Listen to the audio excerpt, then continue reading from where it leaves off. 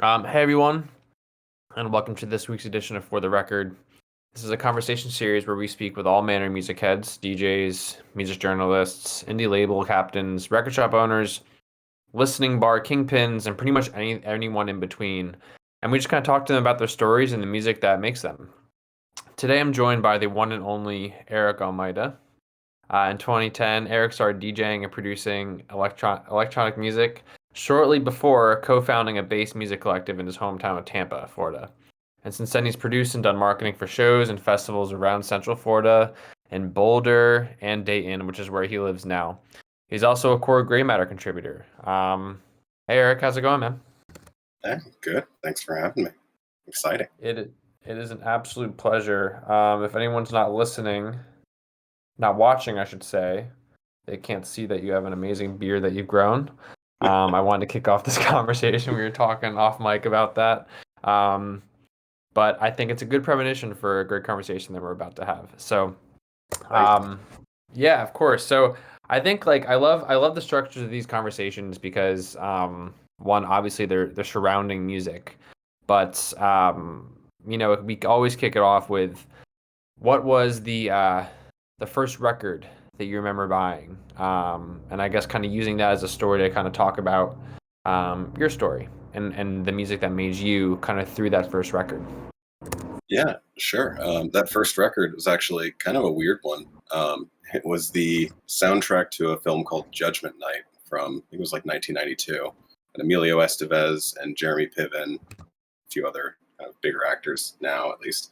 But yeah, the soundtrack is really weird. So I think it was the intro of the movie. There's a song that I really liked that was by Teenage Fanclub and De La Soul. And I liked that song so much that I had asked my parents to get the album for me. So I was just like 3 or 4 at the time, probably. So on that album, though, there's a whole bunch of really interesting music. But specifically, the 2 tracks are, that stuck to memory are that one by Teenage Fanclub and De La Soul, as well as a Dinosaur Jr. and Del the Funky Homosapien collaboration, which was weird. But it was not released anywhere else, I don't think, but it's a real nice tune.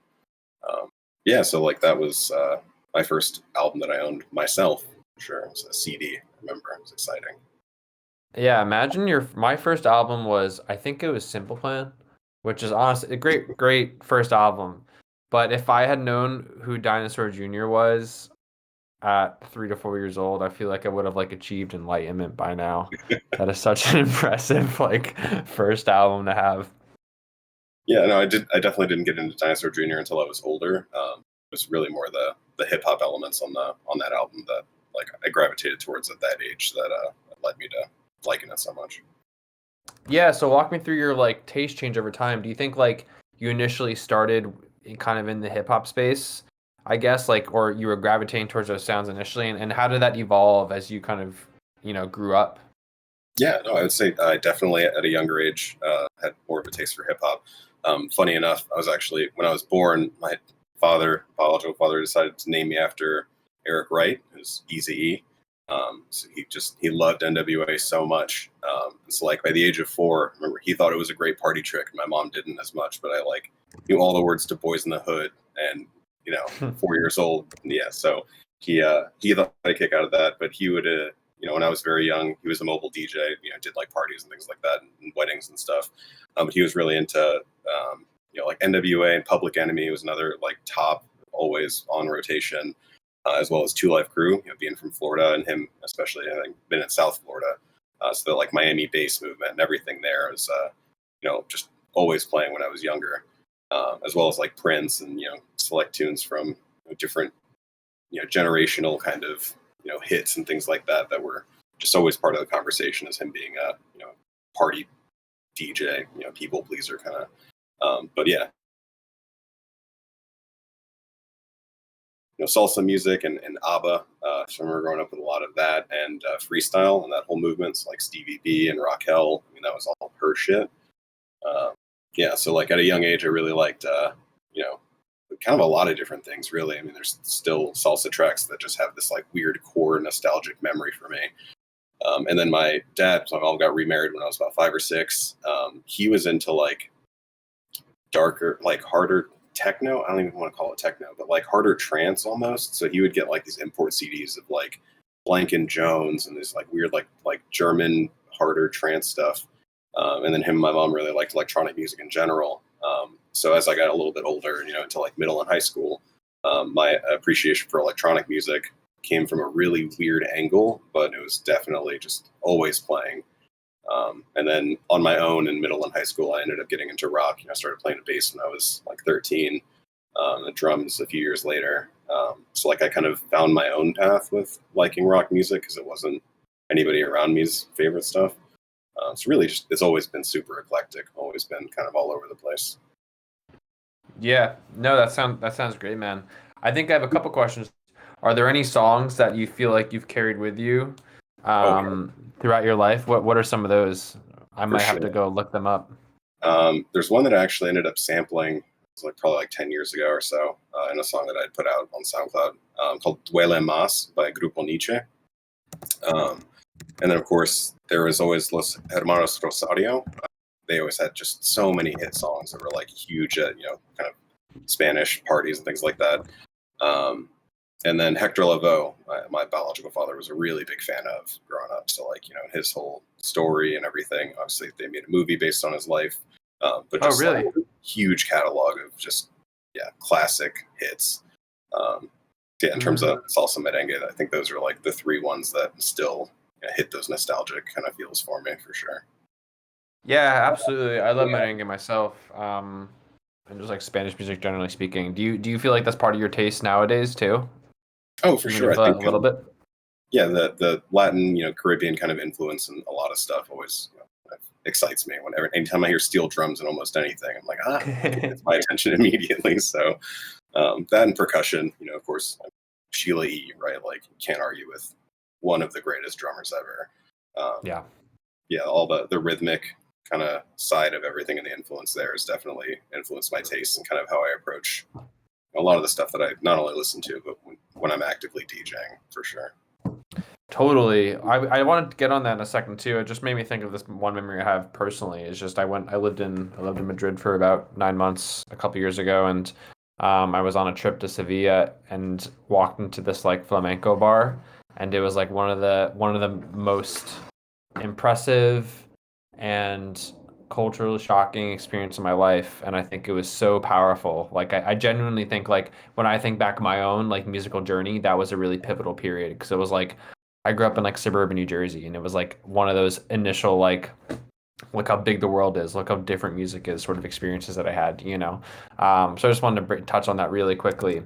I think like just to get back on track too, I'm hearing a lot about like your taste journey, and the way that the music that you listen to kind of influenced the music you were making and working on. Tell me about like your DJing experience and your production experience. I guess starting back in 2010 and what that looks like project wise.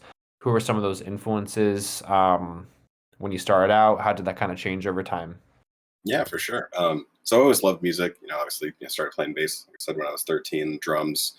I played violin for a little bit when I was a kid, but I don't think it really counts because it was like 2 years maybe. But when I actually got into DJing at that point, I had already had such a crazy eclectic taste, and it never even occurred to me that it was something that I'd be really interested in doing, as far as like DJing and production especially. But specifically, there was one album that kind of like there was a story that's not crazy long, but it is a little bit weird and kind of funny. But there's one album that actually galvanized me realizing that like I wanted to produce music, and especially electronic music, and started to kind of like explore that stuff. And it was Calvin Harris's I Created Disco, which just sounds nothing like anything else that he's put out since that album, I think. It's very like unrefined, but just a lot of fun, very funky, kind of simple, like disco dance pop kind of stuff. That didn't carry over in terms of like popularity over here quite as much. But it was actually something I like stumbled into. And I remember sitting in, it was Disco Heat. And it was the name of the track on that album. I was sitting in a WoW kind of waiting period of just, I was playing WoW at the time, World of Warcraft. But I was listening to that as just a part of a shuffle of a bunch of albums that I had downloaded that I was excited about checking out. And when the bass line, the chorus or whatever drops in there, it's just very like nice, fat, saw, like synthesizer, it just hit me in a certain way where like I closed out a WoW and I just listened to that whole album like 2 or 3 times through, and I realized that like that specific kind of construction of synth sounds, and like I'd heard so much dance music growing up and I liked a lot of it, but like it just hit me a certain way where I was like, I want to make stuff like this. Or, just like kind of taking that kind of inspiration from there. So yeah, I got into DJing. I went to Ultra Music Festival not long after that, and just kind of realized it was something I really wanted to pursue. Started picking up just like a couple of cheap tools to figure out what I wanted to do, FL Studio, etc. And then I actually had found a connection with an older guy, a gentleman by the name of Paul, who kind of like taught me how to play on vinyl first when I was like ready to jump in with all the technology and like, oh yeah, I could just map this stuff, and there's a sync button for a reason. But he had this crazy vinyl collection of like a lot of like deep and tech house. So we'd play parties in St. Pete, Tampa, pretty frequently for a good few years, to where like he would just force me to pull out vinyls that and cue things that way and really kind of learn the mechanics and fundamentals of what DJing actually is and can be. So I think from there it was really just kind of exploring, going off on my own, really leaning into a few different genres. It was 2 or 3 years I think after I really started and was in like full swing with everything. We started our bass music collective, which was just like trap and dubstep were really starting to make waves over here in the US. So I think that definitely took up a big part of my kind of DJing and production time. Was a lot of dubstep, very bass heavy, but then a lot of house, and just kind of anytime I played a set, I went out of my way to like switch up the genres and the tempos as much as I possibly could to differentiate from anyone else that was on the lineup, while still keeping it like fresh and new. So yeah, it's a lot of fun.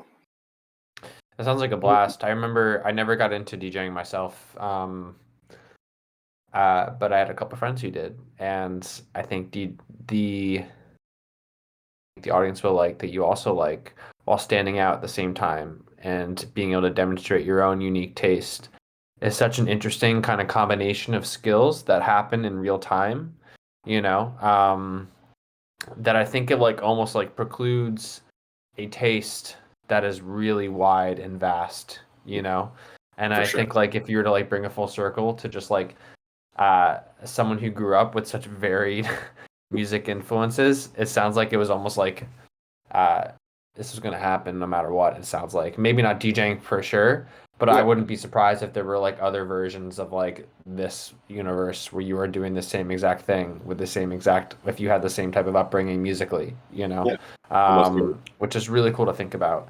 What was the slash is, if it's still going, the name of the bass music collective that you started back then? Yeah, it was called Wompaholics, and it was actually the kind of brainchild of my best friend, who I still work with on events and stuff. His name is Darren Scott. He kind of came to one of my, like, I had a residency at a shitty college bar. It was like a Tuesday night sink or swim, so it was just like electronic music. It was a lot of fun, but it wasn't a huge deal or anything. But he wanted to start this brand, and then turn into like merch and really kind of like create a local culture around bass music that didn't really at that time exist in the way that we thought it could. So we became almost instantly best friends. We started hanging out all the time. Became involved, started doing shows and events. But yeah, Wompaholics was the first inception of our working together and just trying to bring good bass music to an very underserved market at the time, which was Tampa. So yeah, I feel like I think Florida in general, as when I think about bass music in general, like electronic music, it feels like one of the larger pillars culturally, for that scene on my end at least. Maybe it's anecdotal, but who are some of those artists back then that you remember working with that really stand out in hindsight? Yeah, there were a few. We ended up booking probably like a bunch of shows. There were like actual bookings, and then there were just like parties that we threw with our like local DJs, because we had so many like friends that we made in the scene that we loved, and were the whole movement. One of my favorite examples was Love and Light, specifically Matt from Love and Light. We booked a whole bunch of times, but every time we booked him, we ended up like hanging out with him a whole bunch, because he was kind of in the like underground part of electronic music at the time, and we just, everybody that was part of our whole like collective and scene loved them, so it was a great booking.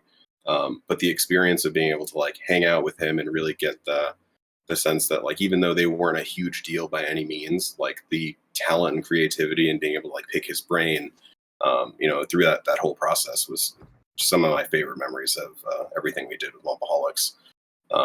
Yeah, we booked a few other pretty cool shows too. Gladiator was amazing. We picked them up right before they got picked up on the Discovery EDC project or whatever that was, and they kind of blew up from there. They were just some of the coolest dudes ever. Really great hangs. And Run DMT was awesome. Rel the Soundbender. And Eazy, which was a weird one too. Also very talented, but a bit of a weird experience, just because he was like trying to conceal his identity because he was a French producer, and at the time he was trying to like stay completely anonymous. So we had to like do all these things to accommodate him staying anonymous, even though he like wasn't a huge name by any means. So it was really just it was fun. It was really a weird kind of thing. It definitely sounds weird because it sounds like you're almost doing it. I mean, not just for them, but like primarily for them, because no one really knows. They're not big enough for anyone to like really take a keen interest in that. I'll leave it at that. How did this collective? You mentioned this was like the first iteration of y'all working together. How did that kind of develop over time? And kind of what is it? Yeah, like walk me through that journey of how it developed over time and kind of bring us to the present day over what you're working on. Yeah. So, it was always Darren and I, basically like at the kind of core of everything that we were doing. And with Wompaholics, we had a few other DJs that were involved that were just awesome. And then just I wouldn't necessarily even call them like a promo or a street team. It was just like a bunch of friends that we had made that had no problem going out and flyering and telling people about the shows and like just all these like really nice connections. So that kind of grew in a few different ways. We got involved with some other local projects, but then as time went on, being just us two and really trying to bring this kind of different bass culture into Tampa, for the first time. We were trying to go off like or book artists that were like kind of off the beaten path, a little bit more of the underground, the stuff that we knew would really resonate with the tastes of everybody that was in our community. And we, just life kind of happened, and like as we got older, it's just like we weren't ever making money off of it. Like we broke even most of the time, and that's all we could ask for. Like we were happy with that, and we loved doing it. And then at a certain point, it just became like, with like clubs and things like that closing, and things moving and operations kind of being weirder and weirder. We're just like, we can't afford to do this on our own anymore. So we kind of started pursuing other stuff and other projects. So I started working really full-time, leaning into my career, doing marketing and website stuff. And he went and did a whole bunch of stuff, had a kid. But we ended up coming completely like back in a circle with each other, just working on a resort takeover. It was back in like 2017 or 2018 for EDC Orlando. And the whole business model was basically just, at the time, he reached out to me to see how they could, increase their business. And all it was they would book an entire hotel and then offer shuttle service back and forth to EDC Orlando. And then through our conversations, me and him, we kind of brought up like, well, why don't we, since the like rules and everything are very different, why don't we book shows at the hotels after parties? Because everything has to cut off and stop at midnight at EDC Orlando.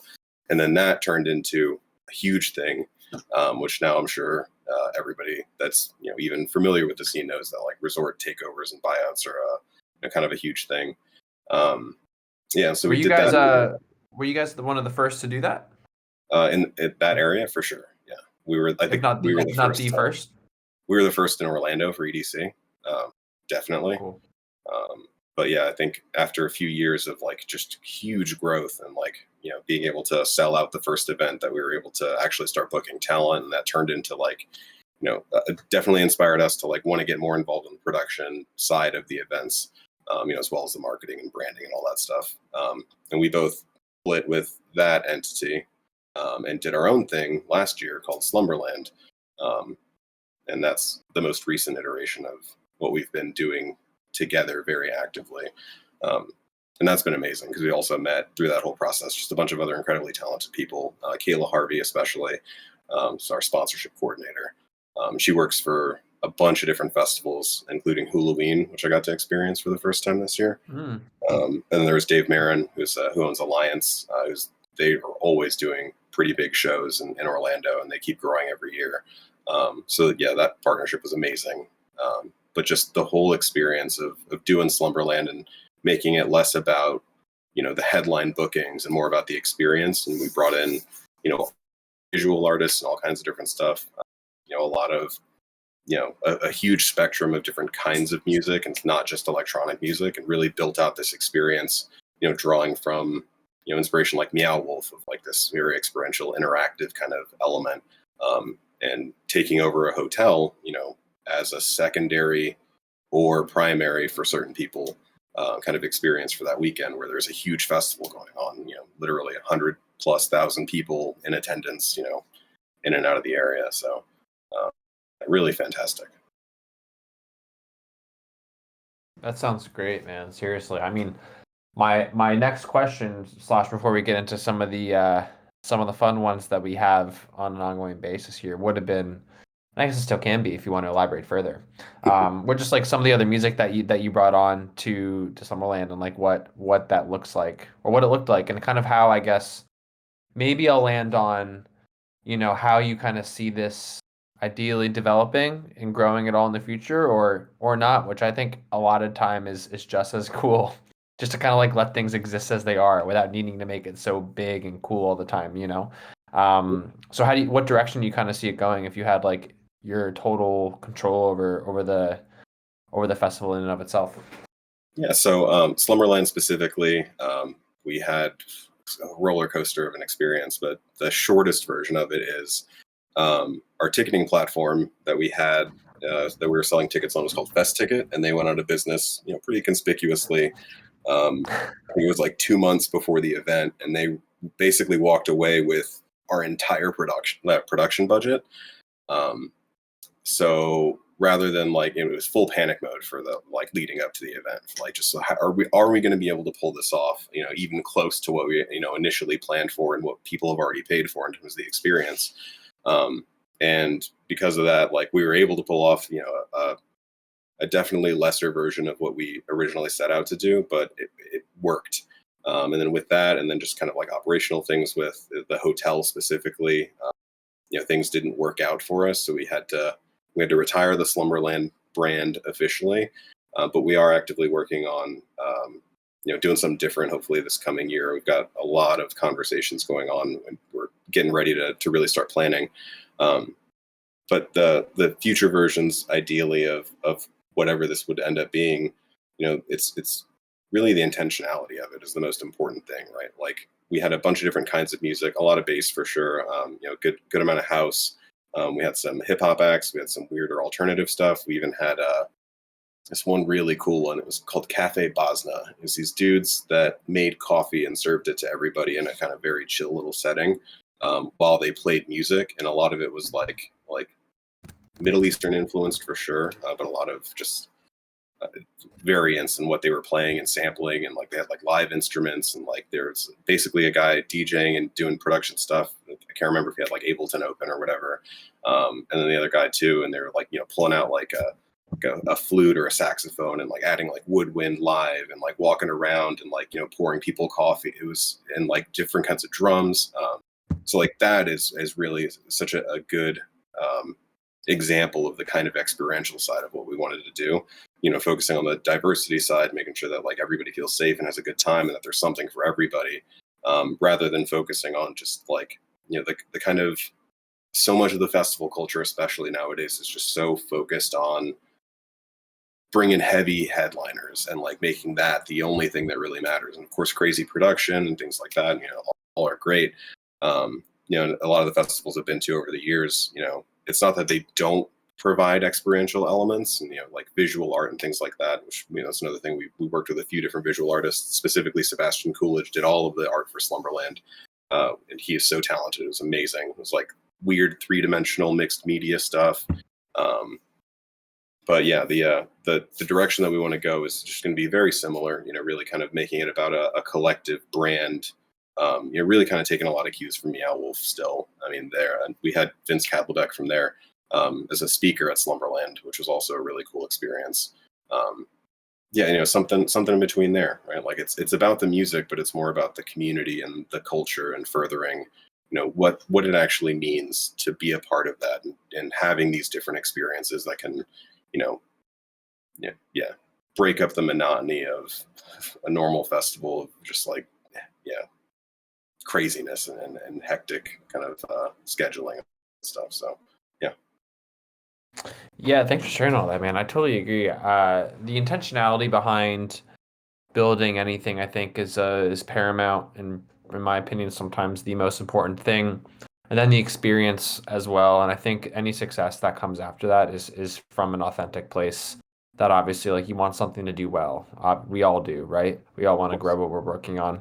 But in my opinion, at least for me, like, not at the expense of the values that underpin the project in and of itself, And I think that's a really interesting, if we kind of compromise those initial values and experiences that we're hoping to provide as a result, and what does it look like? How can it change over a period of time, 5, 10, 15 years, if those values shift? What does a company look like if those values shift from point A to point Z? I don't know, of course, but like, I think it's a really interesting kind of place and question to think about. For sure. And it's funny because like coming from a professionally, business and marketing kind of background with everything that I've done, in my career, outside of music specifically, being able to understand the difference of building a great experience and a brand and building a profitable experience and brand, like they're not ever aligned properly until you really figure it out and dial it in, test things and try new things, and really just make sure that like you're setting yourself up for the long term instead of the short term. I think that's another thing with a lot of the experience I've had in business, music, and everything else is just like profit's great. It's great if things make money, but like if you set out to do something with that being the only intention, you're probably not going to do it the right way. And even if you find success Across the board, I also think like I think you could grow a profitable company that may not connect with a lot of people. I do think, in my personal experience, it takes longer to grow something that may be more in line with personal values. It may take longer to grow a profitable company that is aligned with like personal values because it doesn't compromise, and maybe like the companies that I think have real staying power, that I love, are the ones who have kind of built a platform and taken their time with growing. And I think that's a really cool kind of thought experiment to think about: an artist growing their own project or a music company growing their own company. One, what does a profitable artist project look like nowadays? How do you kind of like fuse that with someone who makes art that's authentic to them? Where's the through line there? It exists, of course. I think we see tons of examples. But it may take a little bit more time, similar to just like a young professional looking to make their mark in whatever career they're going. I think you could grow and rise really fast. You might, but I think, at least in my experience, this is entirely anecdotal. It's a different sort of experience when you take your time to make real connections with other people. It may take a little bit longer, but I think the staying power and like the general authenticity behind the projects are so much stronger, But anyway, I'll leave it on that. It's a great pivot point. I love these little tangents. Every week we kind of end off with a couple quick questions, and there's a couple. The first one I want to ask you, Eric, is who are like 3 important artists that you'd like to highlight that you found or been strongly influenced by in the last year or so? It's kind of timely because Spotify Wrapped came out yesterday. Yeah, I saw it this morning.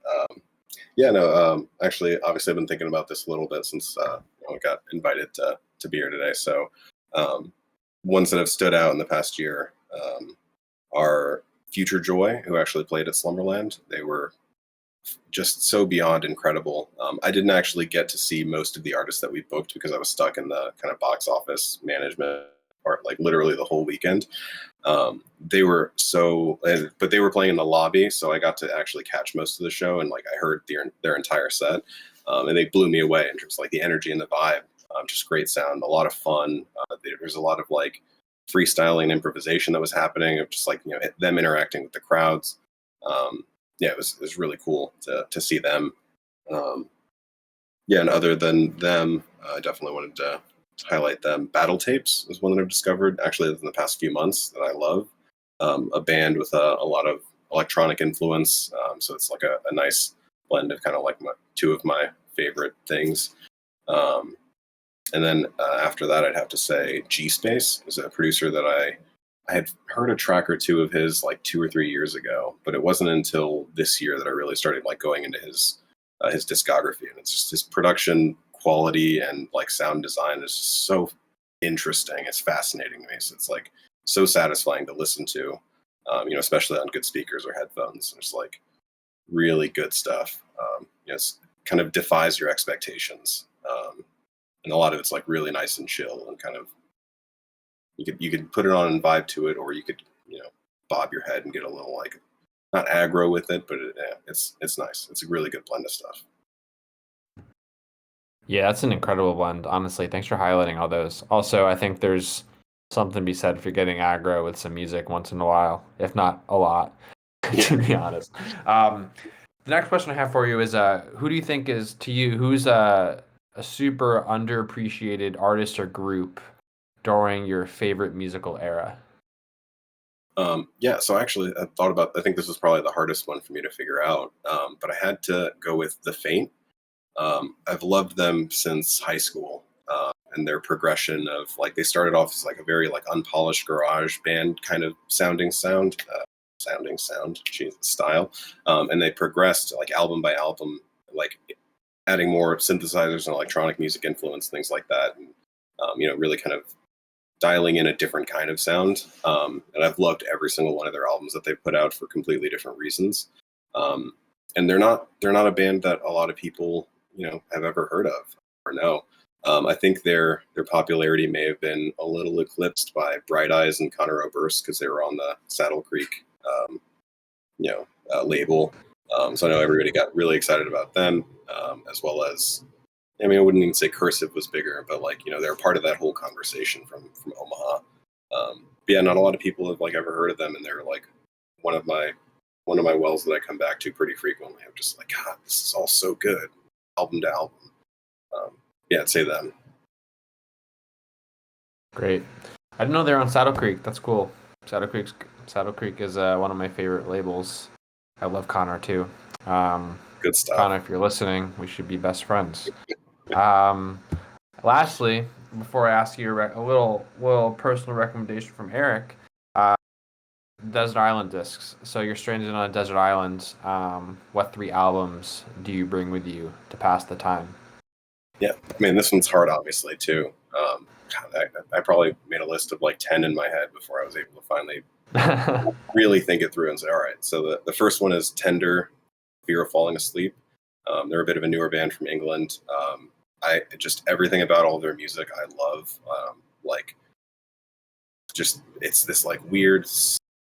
A lot of it is very broody, but also kind of danceable in certain ways, and just like the way that they approach the music they make, it really resonates with me, just like sonically. I don't know if that's just like everything that they put out. Almost it seems it's just like it. It tickles the back of my brain in a way that not a lot of even my most favorite bands do all the time. So yeah, Tender, Fear of Falling Asleep.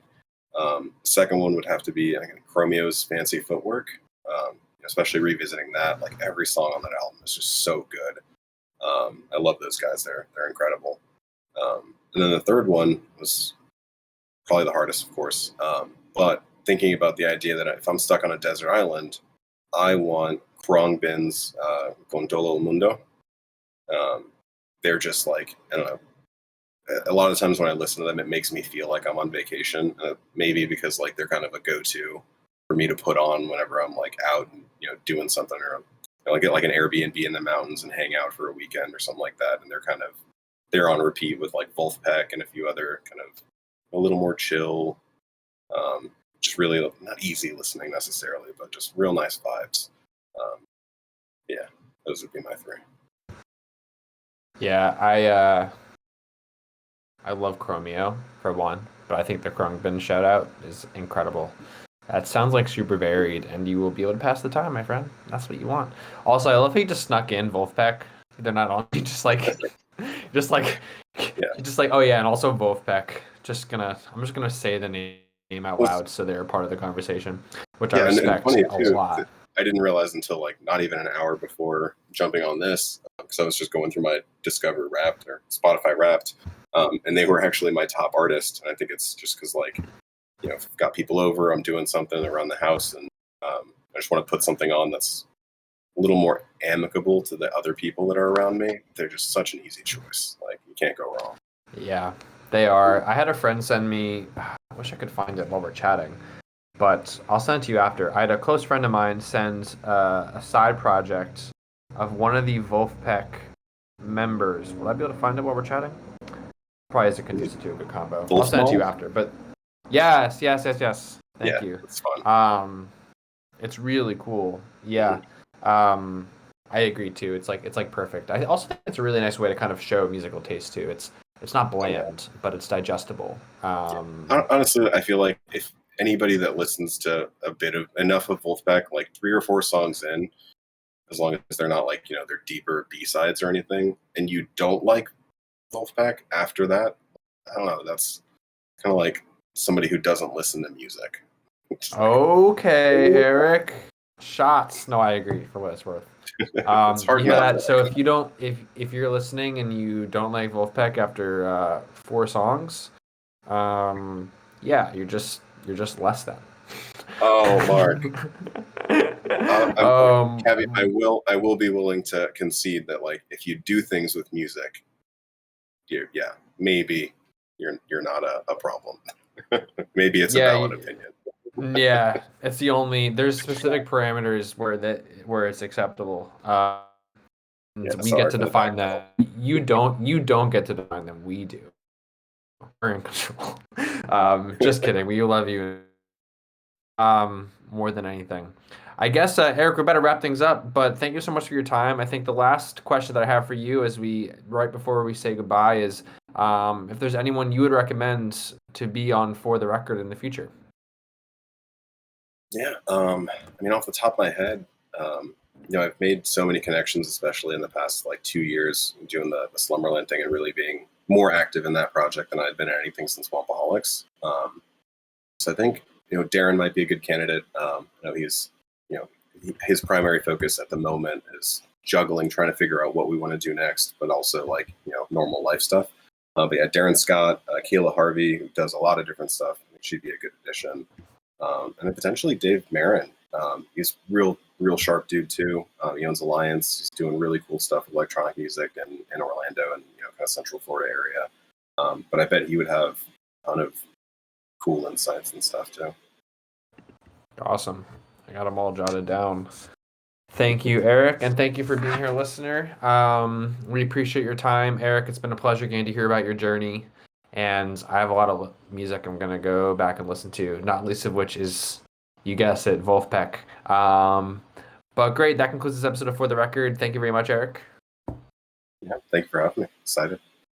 Appreciate it. Thank you guys for being here. We will talk to you again soon. Take care.